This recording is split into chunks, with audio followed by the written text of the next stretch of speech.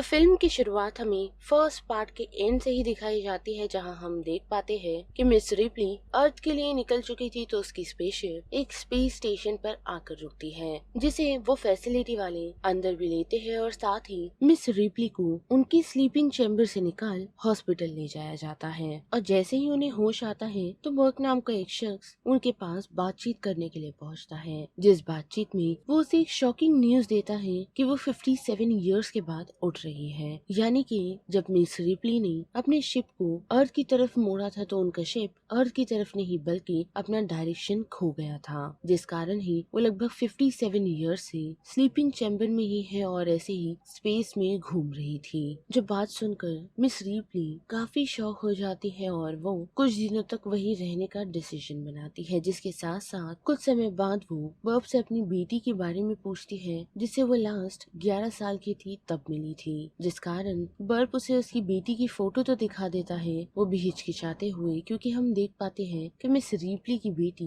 अब काफी बूढ़ी हो चुकी थी, जिसके साथ साथ कैंसर के कारण उसकी डेथ भी हो गई। जो सुनकर मिस रिप्ली काफी टूट जाती है और फिर कुछ समय बाद हम देख पाते हैं कि मिस रिप्ली पर इन्वेस्टिगेशन की जा रही है, वो भी उस बात की कि एक्चुअल में उसके क्रू और नोस्ट्रोमा शिप के साथ हुआ क्या था, जिस कारण मिस रिप्ली उन सभी को सच सच बता देती है कि वो एक ऐसे प्लेनेट पर गए थे जहां उन लोगों को इंजीनियर्स यानी कि एलियंस मिले थे और उनमें से एक एलियन उनकी शिप में आ गया, जिस कारण उसके सारे क्रू मेंबर्स मारे गए और मिस रिप्ली एक अकेली शख्स बच गई। पर हम देख पाते हैं कि वेलैंड और उसके सभी लोग उस पर भरोसा नहीं करते, क्योंकि जिस प्लेनेट की वो बात कर रही है लगभग 30 सालों से वहाँ उन लोगों ने एक कॉलोनी बसाई हुई है, जहाँ के लोगों को ऐसी कोई भी एग्जिस्टेंसी का यानी कि एलियंस का पता नहीं चला। जो बात जान मिस रिप्ली और भी शॉक में है, लेकिन उसके बाद वो उनको कोऑर्डिनेट्स देती है, जिस कारण वो लोग उस प्लेनेट पर रह रहे एक शख्स को उस लोकेशन पर जाकर चेक करने के लिए कहते हैं। और हम देख पाते हैं कि एक फैमिली उस लोकेशन पर चेक करने के लिए पहुंची है कि वहाँ पर सच में एलियन एग्जिस्ट करते भी हैं या नहीं। जो चेक करने के लिए सिर्फ हस्बैंड एंड वाइफ दोनों ही उस एरिया के अंदर पहुंचते हैं, पर वहाँ से दौड़ती और चिल्लाती हुई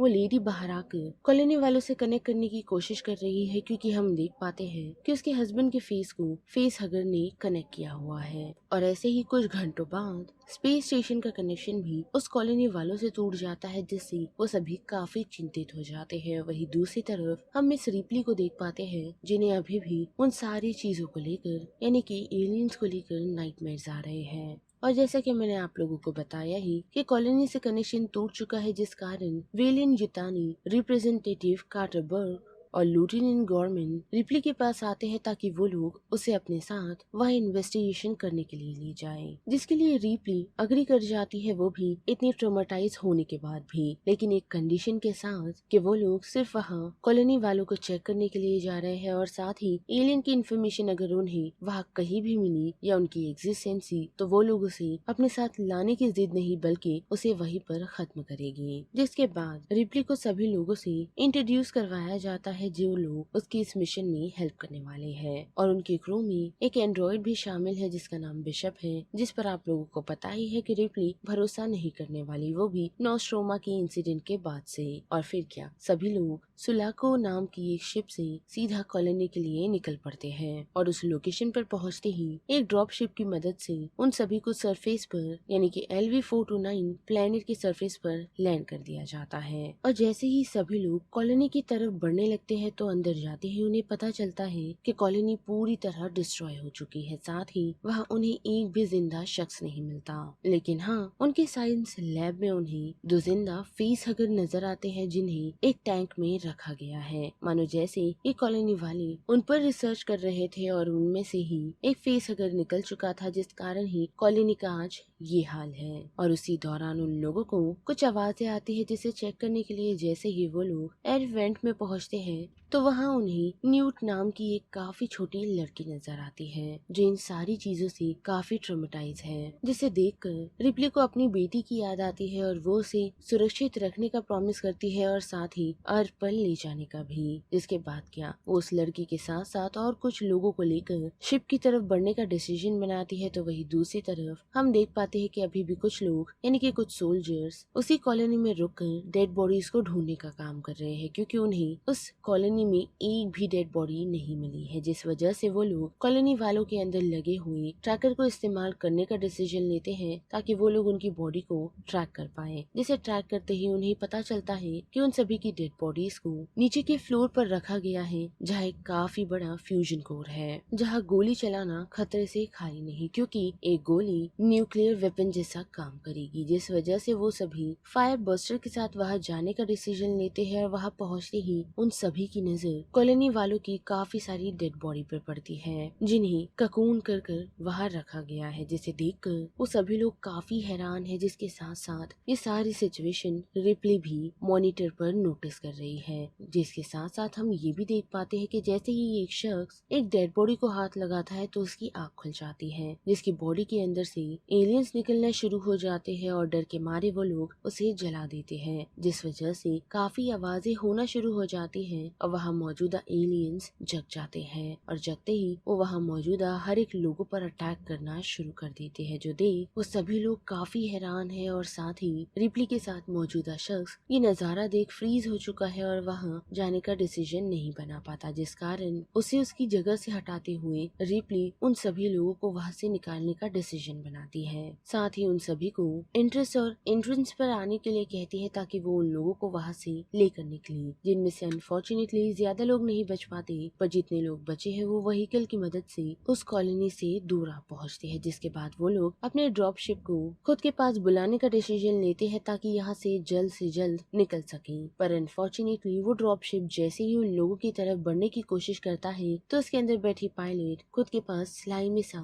उसके पास नजर आता है, जिसे चेक करने के लिए वो जैसे ही मुड़ती है तो हम देख पाते हैं कि एक एलियन उस पर अटैक कर देता है, जिस कारण उनका ड्रॉपशिप तबाह हो जाता है और उनकी व्हीकल भी, यानी कि अब उन लोगों के पास इस कॉलोनी से निकलने के लिए ना ही ड्रॉपशिप है और ना ही कोई व्हीकल, जिस वजह से वो सभी कॉलोनी के दूसरे पार्ट में आ पहुंचते हैं ताकि कुछ समय तक वो लोग सेफ रह सके। जहां वो सभी यहाँ से निकलने का प्लान बना रहे होते हैं तो वही रिप्ली का दिमाग चलता है और वो उन सभी से ये कहती है कि वो एलियंस काफी जल्दी बढ़ते जा रहे हैं, यानी कि उन लोगों के पास एक फीमेल भी होगी जो उन सभी एग्स को प्रोड्यूस कर रही है। जिसके साथ साथ वो बिशप को ये ऑर्डर देती है कि वो लोग लैब में मौजूदा सभी फेस हगर को खत्म कर दिए, पर बिशप ऐसा नहीं करता और उसे कहता है कि उसे उन्हें खत्म करने के लिए कार्टर का ऑर्डर लगेगा, जिस कारण रिप्ली सीधा कार्टर से बात करने के लिए आ पहुंचती है और उससे बातचीत में उसे पता चलता है कि कार्टर कभी उन एलियंस को खत्म करना चाहता ही नहीं था, बल्कि उसने कॉलोनी वालों की जान तक को खतरे में डाल दिया, जिस वजह से आज इस कॉलोनी में कोई भी शख्स बचा नहीं। यानी कि उसे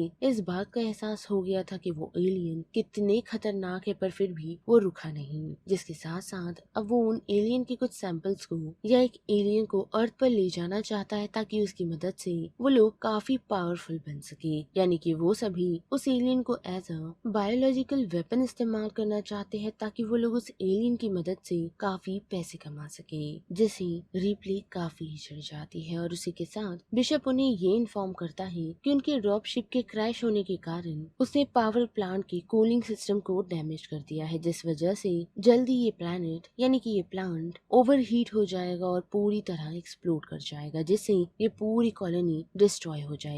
जिसके लिए उन लोगों के पास सिर्फ 4 घंटे हैं, जिस कारण सभी लोग पैनिक हो जाते हैं और ये कहने लगते हैं कि अर्थ से मदद आने में भी लगभग 16 दिन लग जाएंगे। पर बिशप उन सभी को रोकते हुए यही कहता है कि उनकी उस स्पेसशिप में जिसे उन लोगों ने यहाँ पर लैंड नहीं किया, लेकिन वो स्टैंड बाय पर बाहर ही मौजूद है स्पेस में, तो उसके अंदर एक और ड्रॉप शिप मौजूद है, जिसकी मदद से वो सभी यहाँ से निकल तो सकते हैं, लेकिन उसे बुलाने के लिए बिशप ट्रांसमिशन के पास जाने का डिसीजन लेता है जो इस कॉलोनी से थोड़ा ही दूर है। और जब बिशप यहाँ से निकलता है तो हम देख पाते हैं कि रिप्ली छोटी बच्ची न्यूट को ढूंढने के लिए मेडिकल लैब आ पहुँचती है, जहाँ उसके साथ उसकी आंख लग जाती है, लेकिन हम देख पाते हैं कि उस लैब के अंदर उन लोगों ने उसे कैद कर दिया है, क्योंकि उसकी आंख जैसे ही खुलती है तो वो नोटिस कर पाती है कि दरवाजे बंद है और साथ ही फेस हगर को किसी ने रिलीज कर दिया है। और देखते ही देखते वो फेस हगर्स उन पर अटैक कर देते हैं, जिनसे बचने के लिए वो कैमरा में आवाज तो लगाती है पर कार्टर उसकी बात नहीं सुनता और उसे इग्नोर करने लगता है। लेकिन वही दूसरी तरफ बात करे रिप्ली की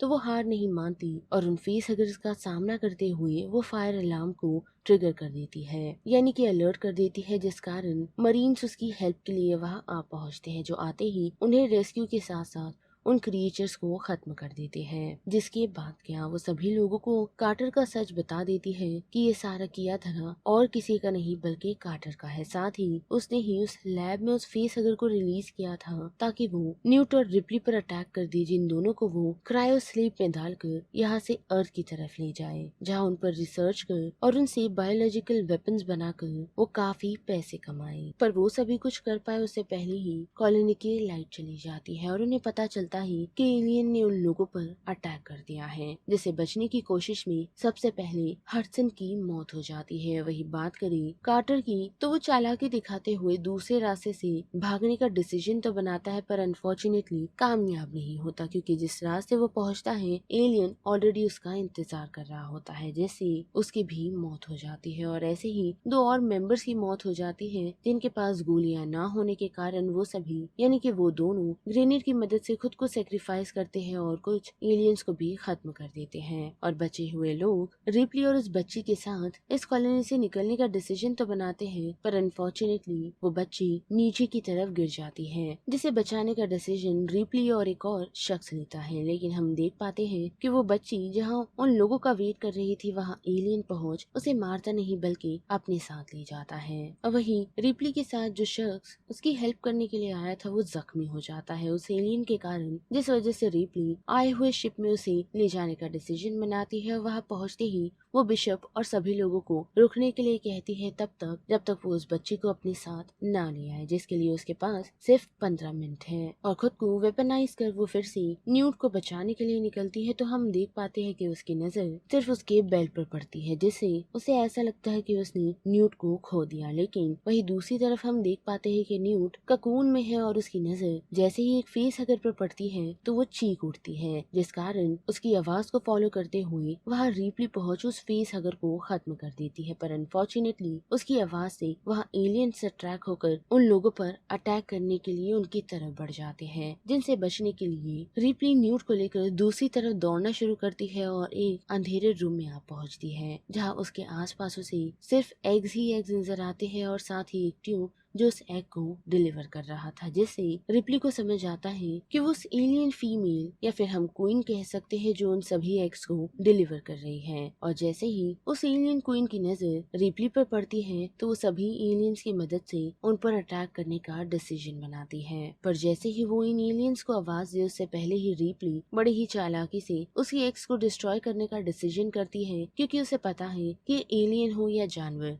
और या फिर इंसान, अगर वो एक फीमेल है तो वो एक माँ भी है, जिस वजह से वो एग को जलता देख उस एलियन से सहन नहीं होता, जिस वजह से वो उन लोगों पर हो रहे अटैक को रुकवा देती है और रिप्ली को वहाँ से जाने की भी परमिशन दे देती है। यानी कि उन दोनों के बीच एक म्यूचुअल अंडरस्टैंडिंग क्रिएट हो जाती है, जिसकी मदद से रिप्ली वहाँ से आसानी से बचकर निकल सकती थी। पर जैसे ही उसकी नजर एक एग से निकल रहे फेस हगर पर पड़ती है तो उसे देखा नहीं जाता, जिस कारण वो उन सभी एग्स को बर्नर की मदद से जलाना शुरू कर देती है, जो देख वो एलियन सिर्फ चिल्ला ही रही होती है। जिसके साथ साथ वो खुद को रिलीज करे तब तक रिप्ली वहाँ मौजूदा हर एक एग्स को अपने सभी वेपन्स की मदद से खत्म कर सीधा सरफेस पर न्यूट के साथ दौड़ाती है, जिस दौरान वो एलियन क्वीन भी आजाद हो गई और निकलते ही वो सीधा रिप्ली की तरफ जाने का डिसीजन बनाती है और उसे खत्म करने का। साथ ही वो सरफेस पर आ पहुंची है, जिसे देख रिप्ली डर चुकी है क्योंकि उसके सामने कोई भी शिप मौजूद नहीं। लेकिन वक्त रहते वहाँ बिशप पहुंच उसे उस सिचुएशन से रेस्क्यू कर लेता है और जैसे ही वो सभी उस ड्रॉप शिप को लेकर उस प्लेनेट से निकलते हैं तो कुछ समय बाद ही वो पूरा प्लेनेट ब्लास्ट हो जाता है, यानी कि डिस्ट्रॉय हो जाता है। जिसके साथ साथ वो सभी ड्रॉप शिप की मदद से स्पेसशिप आ पहुंचे हैं, जहां वो लोग राहत की सांस ले उससे पहले ही बिशप पर कोई अटैक कर देता है और देखते ही देखते उनकी नजर उसी एलियन क्वीन पर पड़ती है जो ड्रॉप शिप को लटकती हुई उनके शिप तक आ पहुंची है, जिस कारण लोडर की मदद से रिप्ली उसका सामना करती है और सीधा उसे एयरलॉक में अपने साथ ले जाती है ताकि ताकि वो उसे शिप से बाहर फेंक सके, जिसमें वो कामयाब भी होती है और हम देख पाते हैं कि वो एलियन उनके स्पेसशिप से बाहर जा चुका है। जिसके बाद सभी लोग यानी कि रिप्ली, न्यूट, हिक्स और बिशप हाइपर स्लीप में चले जाते हैं ताकि अर्थ तक के सफर के लिए वो सभी आराम कर सके।